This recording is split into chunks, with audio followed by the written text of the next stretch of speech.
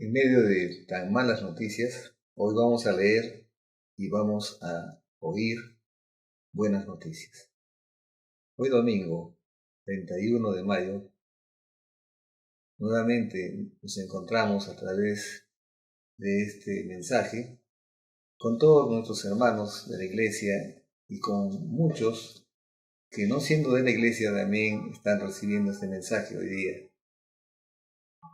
Los saludo en el precioso nombre de nuestro Señor Jesucristo y hoy día vamos a hablar sobre el Evangelio, poder de Dios.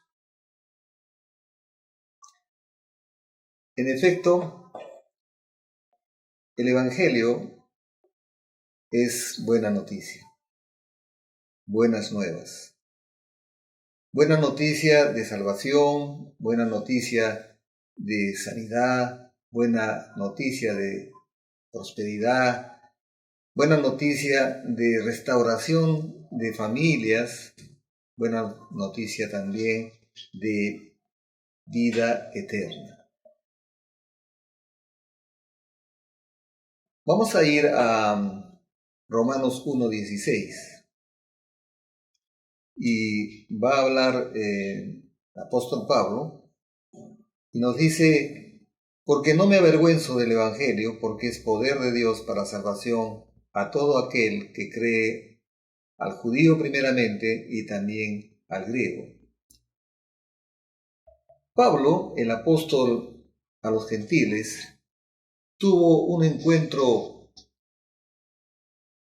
tremendo con el Señor Jesucristo camino a Damasco, un encuentro que cambió radicalmente su vida.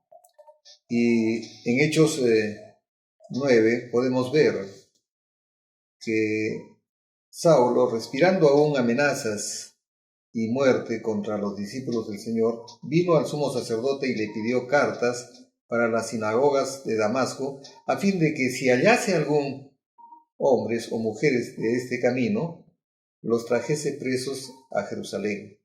Mas yendo por el camino, aconteció que al llegar cerca de Damasco, repentinamente le rodeó un resplandor de luz del cielo.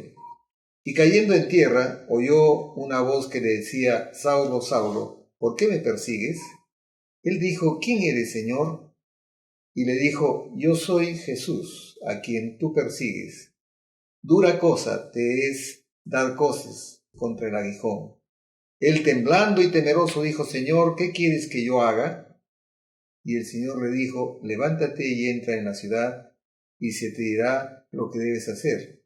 Y los hombres que iban con Saulo se pararon atónitos, oyendo a la verdad la voz, mas sin ver a nadie. Entonces Saulo se levantó de tierra y abriendo los ojos no veía a nadie. Así que llevándole por la mano le metieron en Damasco, donde estuvo 3 días sin ver y no comió ni bebió.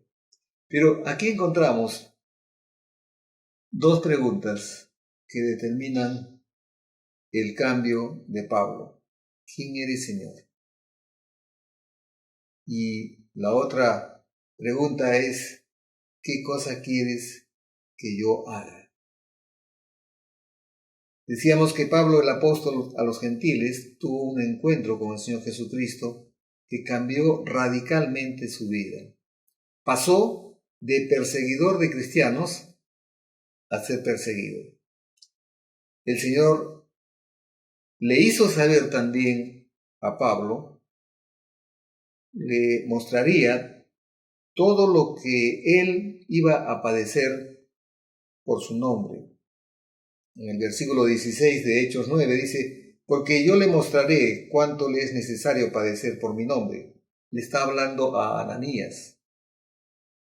Ananías fue a ver a Pablo contra prácticamente su deseo, porque todos le temían a Pablo, y Ananías, obediente al Señor, fue a verlo a Pablo, porque vemos en el versículo 10, dice: había entonces en Damasco un discípulo llamado Ananías, a quien el Señor dijo en visión: Ananías. Y él respondió: heme aquí, Señor. Y el Señor le dijo: levántate y ve a la calle que se llama Derecha, y busca en casa de Judas a uno llamado Saulo de Tarso, porque he aquí él ora, y ha visto en visión a un varón llamado Ananías, que entra y le pone las manos encima para que recobre la vista. Entonces Ananías respondió: Señor, he oído de muchos acerca de este hombre, cuántos males ha hecho a tus santos en Jerusalén. Y aún aquí tiene autoridad de los principales sacerdotes para prender a todos los que le invocan tu nombre. El Señor le dijo: ve, porque instrumento escogido me es este para llevar mi nombre en presencia de los gentiles y de reyes y de los hijos de Israel, porque yo le mostraré cuánto le es necesario padecer por mi nombre. Fue entonces Ananías y entró en la casa, y poniendo sobre él las manos, dijo: hermano Saulo, el Señor Jesús, que se te apareció en el camino por donde venías, me ha enviado para que recibas la vista y seas lleno del Espíritu Santo.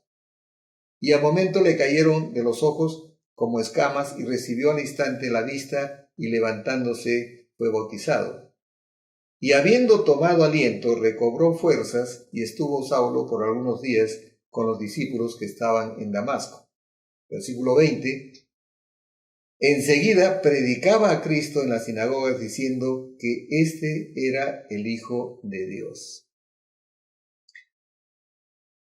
Esa es una verdadera conversión, hermanos. En el año 1994, el 22 de julio, toda mi familia recibió el Evangelio en mi propia casa.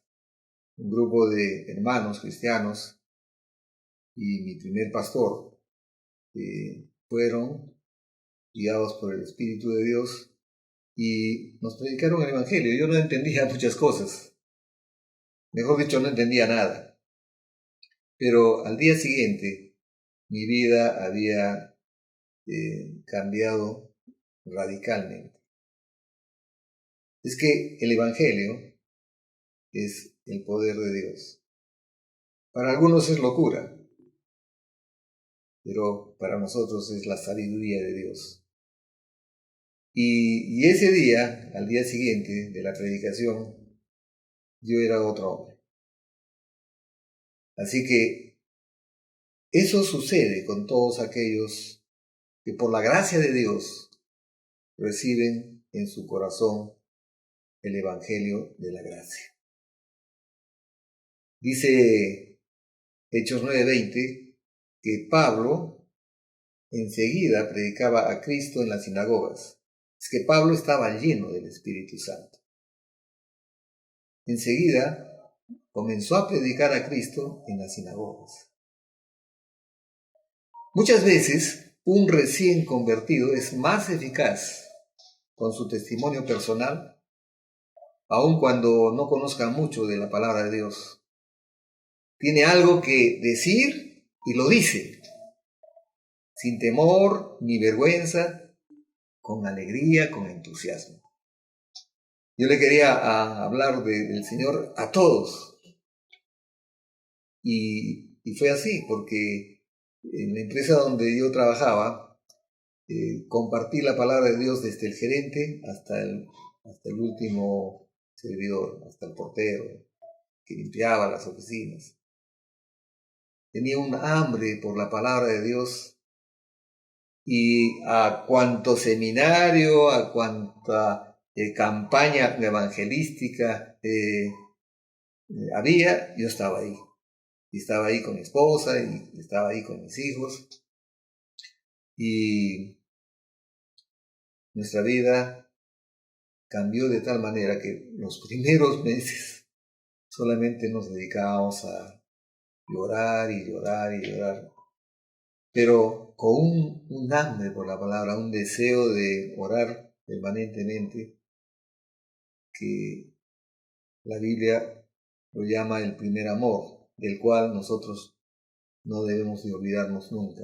Siempre tenemos que estar volviendo al primer amor. Y estos tiempos que nos ha tocado vivir, tiempos difíciles, pero también tiempos, siempre lo digo, tiempos gloriosos, tenemos el espacio necesario para dedicarle al Señor un tiempo de calidad. Pero decía que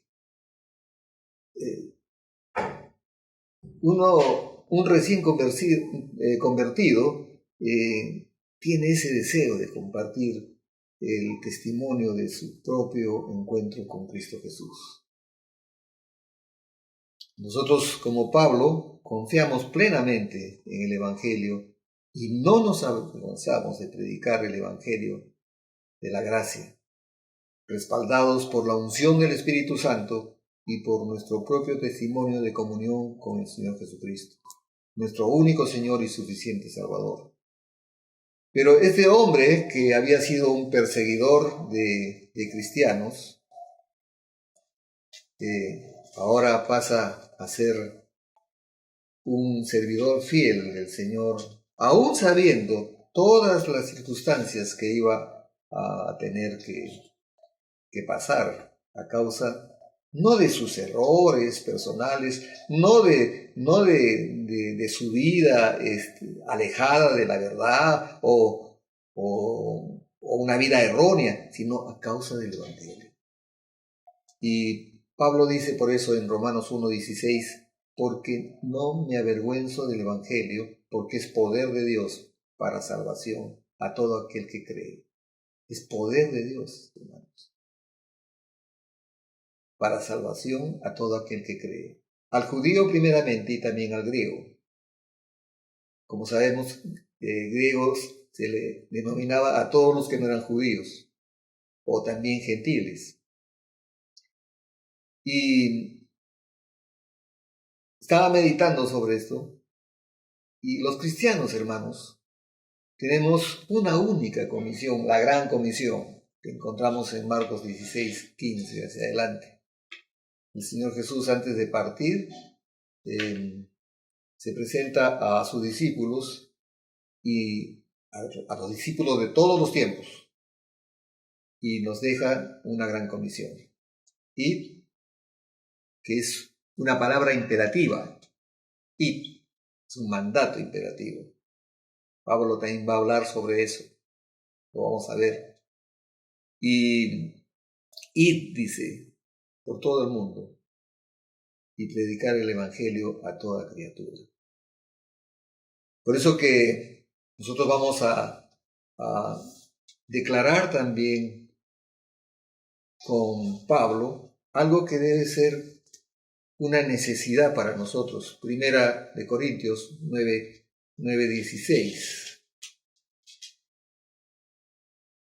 Dice la palabra, pues si anuncio el Evangelio, está hablando Pablo a los Corintios, pues si anuncio el Evangelio, no tengo por qué gloriarme, porque me es impuesta necesidad y ay de mí si no anunciare el Evangelio.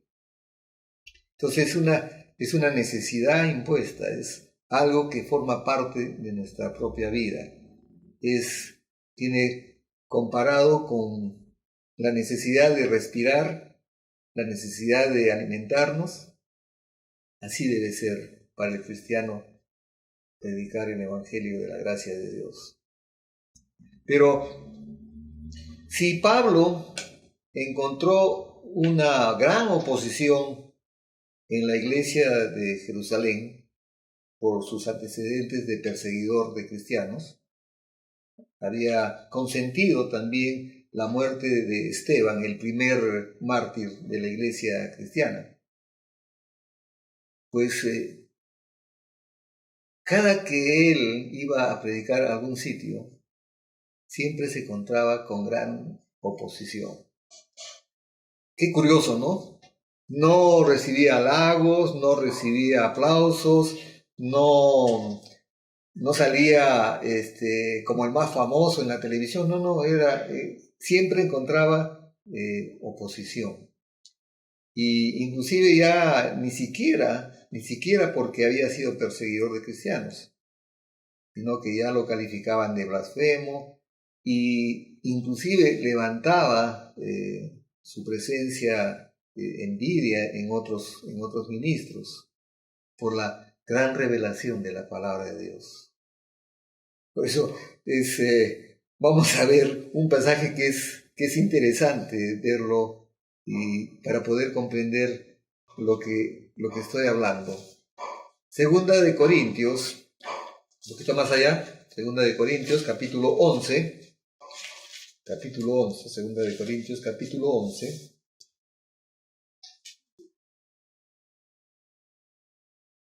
Vamos a leerlo desde el versículo 16. Dice: otra vez digo, que nadie me tenga por loco, o de otra manera, recibidme como a loco, para que yo también me gloríe un poquito. Lo que hablo, no lo hablo según el Señor, sino como en locura, con esta confianza de gloriarme. Puesto que muchos se glorían según la carne. Ya hemos visto, ¿no? Muchos famosos andan por ahí gloriándose del don que Dios nos ha dado gratuitamente, es un regalo. También yo me gloriaré, dice, porque de buena gana toleráis a los necios, siendo vosotros cuerdos, pues no toleráis si alguno os esclaviza. ¿Le suena familiar esa forma de ministerio? Pues toleráis si alguno os esclaviza, si alguno os devora, si alguno toma lo vuestro, si alguno se enaltece, si alguno os da de bofetadas. Para vergüenza mía, lo digo, para eso fuimos demasiado débiles. No fue llamado para eso, es lo que está diciendo en palabras irónicas, usa la ironía. Pero en lo que otro tenga osadía, hablo con locura, entre paréntesis. También yo tengo osadía. ¿Qué cosa es osadía, hermanos? El sinónimo de atrevimiento es audacia o resolución, del latín vulgar ausare. Eso es lo que tenemos que tener los ministros del Evangelio. Tenemos que ser audaces, tenemos que ser osados. Tenemos que predicar a tiempo y fuera de tiempo. No solamente predicar en lugares donde sabemos que vamos a recibir honra. Este siervo de ustedes tiene un ministerio muy especial, sobre todo con personas ancianas, que no van a poder ir a la iglesia. Y bueno, estoy frustrado porque no puedo ir a visitarlos en este tiempo, pero los llamo por teléfono porque ¿acaso el Evangelio solamente es para jóvenes? ¿Acaso el Evangelio solamente es para niños? ¿Acaso será que los viejos ya no tenemos oportunidad para nada? Entonces, tenemos que predicar el Evangelio de la gracia. No sé qué se estará predicando en otros lugares, pero tenemos que predicar. Ese es el único mandato, ir por todo el mundo y predicar el Evangelio a toda criatura. El Evangelio es buena noticia. Entre tanta mala noticia que tenemos, ahí tenemos una buena noticia. Prediquemos el Evangelio. Prediquémoslos a tiempo y fuera de tiempo.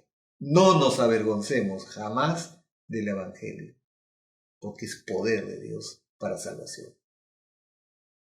Vamos a orar. Padre, te damos gracias porque a ti te plació esta forma de salvación. La predicación del Evangelio es lo único que va a traer no solamente arrepentimiento, sino va a levantar fe en Jesucristo, nuestro único Señor y suficiente Salvador. Danos osadía, danos intrepidez, para que podamos predicar en todo lugar y en todo tiempo. Padre, te lo pedimos en el nombre precioso de nuestro Señor Jesucristo, y todos decimos amén, aleluya. Que tengan un domingo sobrenatural hoy 31 de mayo del 2020.